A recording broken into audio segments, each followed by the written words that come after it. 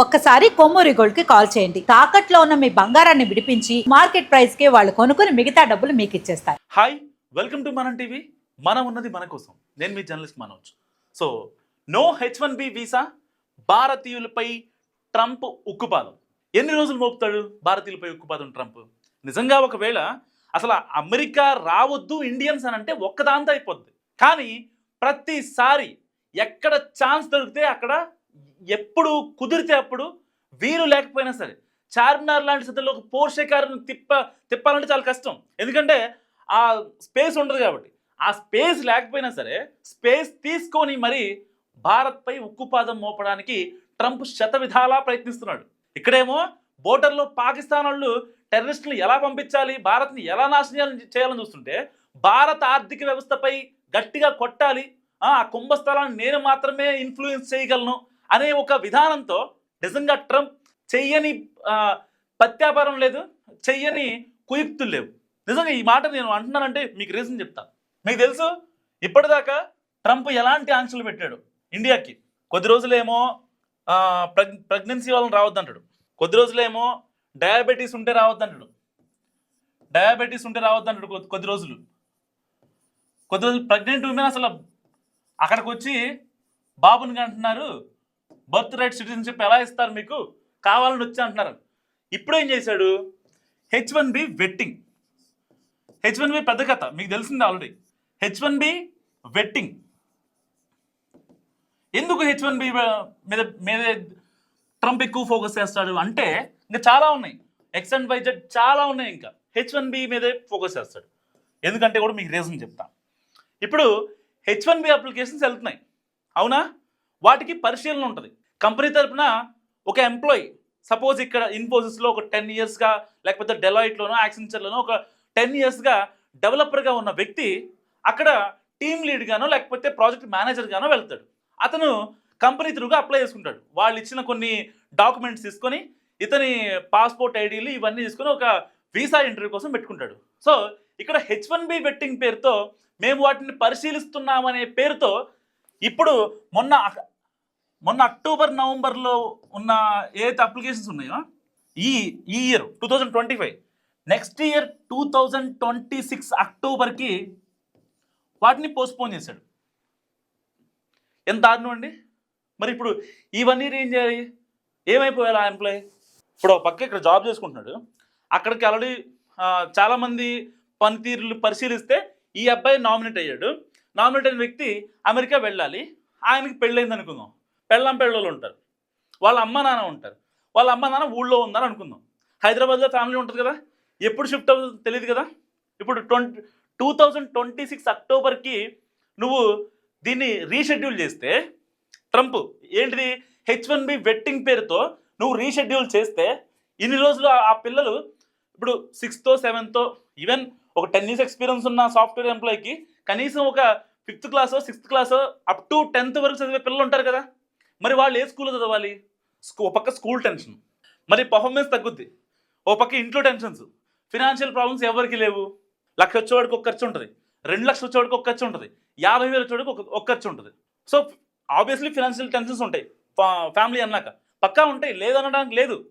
ఇన్ని టెన్షన్స్లో వాడికి మళ్ళీ నువ్వు రీషెడ్యూల్ చేస్తే, పోనీ నువ్వు రీషెడ్యూల్ చేసింది ఏమన్నా 1-2 monthsకా? కాదు, 2026 అక్టోబర్ అట. అప్పుడు కూడా కన్ఫర్మ్ అయితే లేదు. ఏ ఒక్క రీషెడ్యూల్ అయిన అప్లికెంట్కి 2026 అక్టోబర్లో రీషెడ్యూల్ అవుతుందని చెప్పి అసలు నమ్మకం లేదు. ఎందుకంటే ట్రంప్ తీసుకున్న డెసిషన్స్ అలా ఉన్నాయి, అంత పిచ్చ డెసిషన్స్. ఎలాగైనా సరే ఇండియన్స్ని ఆపాలి అనుకున్నప్పుడు ఇండియన్స్కి డైరెక్ట్గా నోట్ ఇచ్చేసేయి, ప్రపంచ దేశాలు చెప్పేసి మా దేశానికి ఇండియన్స్ రావద్దని. ఆ ఒకే ఒక్క దాంతో ఎందుకంత ఇబ్బంది పెట్టాలి? ఏం కట్టుకుపోతావు? ప్రపంచ దేశాల వల్ల కేవలం అమెరికా అని చెప్పి అగ్రరాజ్యం, ట్రంప్ నెక్స్ట్ లెవెల్ అని చెప్పి వాళ్ళ డాలర్కు ఉన్న వాల్యూ ఎక్కువ. ప్రతి ఒక్కడికి ప్రపంచ దేశాల్లో అమెరికా వెళ్ళాలని ఉంటుంది. సో దానికోసం మీ దేశం వైపు చూస్తారు. ఓకే, ఇప్పటిదాకా అమెరికాలో ఉన్న ఏ టెక్ కంపెనీ అయినా సరే దాని వెనకాల నిజంగా ఒక ఇండియన్ ఉన్నాడు, పక్కా ఉన్నాడు, అది కాదని లేని వాస్తవం. మళ్ళీ ఇప్పుడు H1B వెట్టింగ్ అంట. ఏం కట్టుకుపోదామని? H1B వెట్టింగ్ అంటే వీసాల పరిశీలన. సో అప్లికెంట్ నేమ్ కరెక్ట్గా ఉందా, అండ్ పాస్పోర్ట్ కరెక్ట్గా ఉందా, వీసా ఇంటర్వ్యూ ప్రాపర్గా అయిందా? అండ్ ఇన్స్టాగ్రామ్లు ఇంకా సోషల్ మీడియా అయితే ఉంటాయో వాళ్ళు అమెరికాకి సంబంధించి ఏమన్నా వ్యతిరేకంగా వీడియోలు చేశారా లేదా అన్నది ఈ H1B వెట్టింగ్లో ఉంటుంది అనమాట. Already he's working for some MNC company since 10 years. ఇంకా దానికి వెట్టింగ్ ఏంటి నా బొంద? ఏమన్నా అర్థం ఉందా? ఇదంతా బోటకం. వెట్టింగ్ లేదు, నా బొంద లేదు. కేవలం ఏంటంటే ఇండియన్స్ని ఆపేసేయాలి అంతే, సింపుల్ రీజన్. బంగ్లాదేశ్లో పక్క గొడవలు జరుగుతున్నాయి, పాకిస్తాన్ కాలు దూవుతుంది, పాకిస్తాన్లో పక్క అడుక్కు తింటున్నారు. వాళ్ళకి మనం ప్రపంచ దేశాలకి వేదికగా ఐక్యతగా ఉన్నామని చాటుతున్నాం.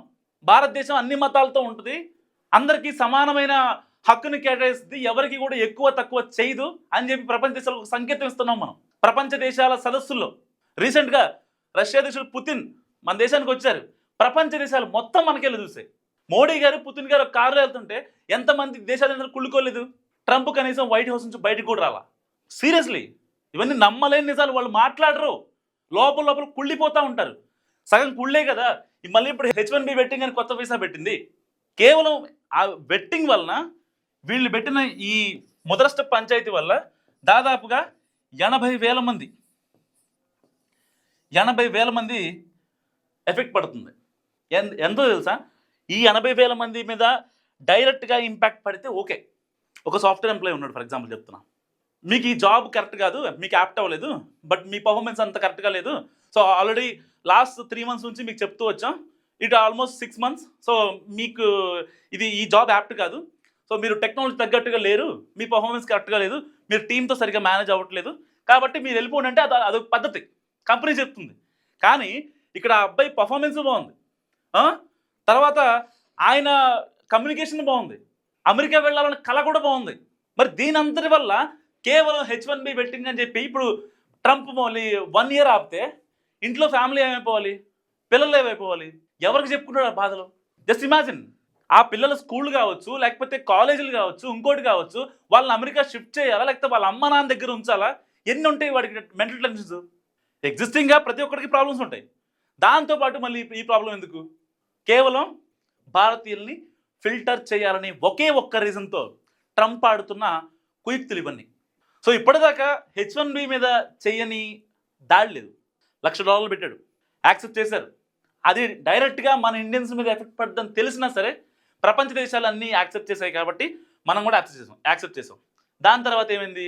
H1B మీద $1,00,000 ఎందుకు పెట్టారని చెప్పి ట్రంప్కి అమెరికాలోనే సెగ తగిలింది. మామూలు సెగ కాదు, అక్కడ కోర్టుకి వెళ్ళారు వాళ్ళంతా. అసలు అలా ఎలా పెడతారు మీరు? నాకు అర్థం కాదు. కనీసం కౌన్సిల్ని, అక్కడ సెనెట్ని మీరు అప్రోచ్ అవ్వకుండా, వాళ్ళు డెసిషన్స్ తీసుకోకుండా మీరు ఏకగ్రీవంగా ఎలా తీసుకుంటారని చెప్పి అసలు ఒక నిజంగా బుద్ధి గడ్డి తినాలని మాట్లాడారు. అయినా సరే ట్రంప్ వినడు. ఎందుకంటాడు? ఇప్పుడు మళ్ళీ వైట్ హౌస్లో కూర్చొని ఆలోచిస్తూ ఉన్నాడు, H1B వెట్టింగ్ గురించి భారతీయ మీడియా ఏం మాట్లాడుకుంటుంది, దాని ఇంపాక్ట్ ఏంటి, వెట్టింగ్కి ఇంకేమన్నా యాడ్ చేద్దామా? వీసా ఆల్రెడీ మనం ఈ పరిశీలన పేరు చెప్పి దాదాపుగా 1 year మనం కిల్ చేస్తున్నాం. 1 yearలో ఏ భారతీయుడు కూడా US రాలేడు. సో ఎట్టి పరిస్థితుల్లో మనం కూడా నెక్స్ట్ ఇంకొక వ్యూహం అమలు చేయాలి అని చెప్పి ట్రంప్ ఆయన పక్కన ఉండే మొత్తం కూర్చొని ఆలోచిస్తూ ఉంటారు. నాకు అర్థం కాగలుగుతా, అమెరికానే వెళ్ళాలా? H1Bకే మీరు అప్లై చేయాలా? ఎందుకు ఇంత బాధలు పడాలి? ఒకసారి ఆలోచించండి. మీరు ఒకరోజు ప్రశాంతంగా మీ కుటుంబ సభ్యులతో ఉన్నప్పుడు ఒకసారి ఆలోచించండి. కుదిరితే వాళ్ళకు కూడా షేర్ చేయండి, ప్రాపర్ కమ్యూనికేషన్తో మాట్లాడండి మీ కుటుంబ సభ్యులతో. ఏమంటారో తెలిసిన వాళ్ళతో చెప్పండి ఒక మాట. ఇంత కేవలం H1B వెట్టింగ్ అనే పేరుతో ఇంత హైడ్రామా అవసరమా? సరే, ట్రంప్ వాడు ఒక పరమ నీచుడు, నికృష్టుడు, మనం ఇక మాట్లాడలేము. ఒకసారి మీరు ఆలోచించుకోండి. H1B వెట్టింగ్ గురించి మీరు 1 year ఆలోచించి ఈ జాబ్ ఉంటుందో ఉండదో, ఇన్ని మెంటల్ టెన్షన్ తీసుకోవడం అవసరమా?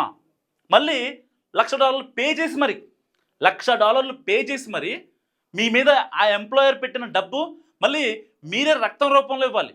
రక్తం తాగేస్తారు. మీకు తెలీదా అక్కడికి వెళ్ళిన తర్వాత ఎలా ఉంటుందో సినారియో? కేవలం మీలాంటి వాళ్ళు వెళ్తున్నారని కదా ప్రతి ఒక్క గుదిబండ భారత్ మీదే వేస్తున్నాడు ట్రంప్. మీకోసం కదా. పోనీ అక్కడికి వెళ్ళిన తర్వాత ట్రీట్మెంట్ సరిగ్గా ఉంటుందా? మీకు ఎంత ఇబ్బంది పెడుతున్నారు. ప్రతి ఒక్క చిన్న తప్పుకి మిమ్మల్ని ఎస్కలేట్ చేయడం. ఎన్ని గంటలు చూసాం మనం ప్రీవియస్గా ఒక 5-6 ఏళ్లలో. అమెరికాలో భారతీయుల్ని ఎంత దరిద్రంగా చూస్తున్నారో తెలుసా?